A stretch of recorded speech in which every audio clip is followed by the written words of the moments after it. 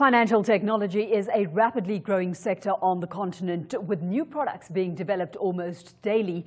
Africa's digital transformation is happening everywhere, from Lagos to Nairobi to Johannesburg. This week's episode examines the potential. I'm Alishia Seckam, and Africa Inc. starts right now.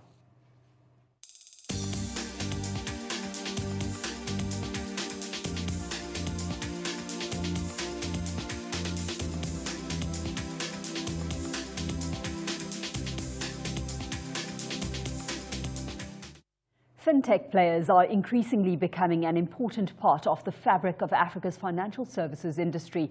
Innovative technology is being used to meet not only market needs, but help improve financial inclusion as well. We discuss this further with Dominique Collett, who's the head of AlphaCode, and Angus Brown, founder of Banking Acumen, CentB, and Signet. We then speak to Matteo Coquilon, co-founder of Mama Money, about the company's plans to expand its reach on the continent and reduce remittance fees while it's at it.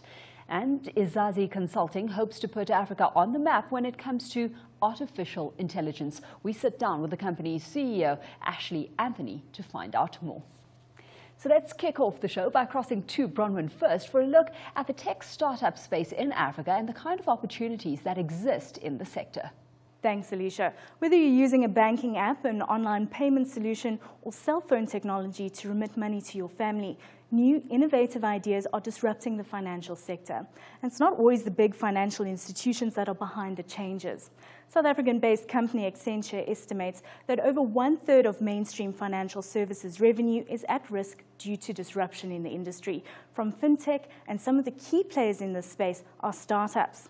Partech Ventures has been tracking the dynamics of African tech investment for the past 3 years. It found that venture capital raised by these startups totaled $366.8 million.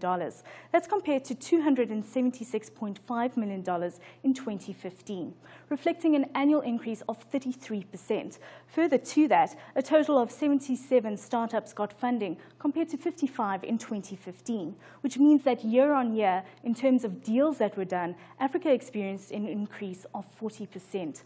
Investment was largely focused in Nigeria, South Africa, and Kenya. So startups are gaining support, with new businesses that focus on financial inclusion accounting for 56.2% of the total amount invested in startups, and FinTech alone attracted 19% of the total investment amount. But while the will to support FinTech is being backed up by investment, Dominique Collett, the head of AlphaCode, does caution that success or failure of FinTech business often lies in distribution. From her experience, she says companies often focus more on the technology, which could be a stumbling block.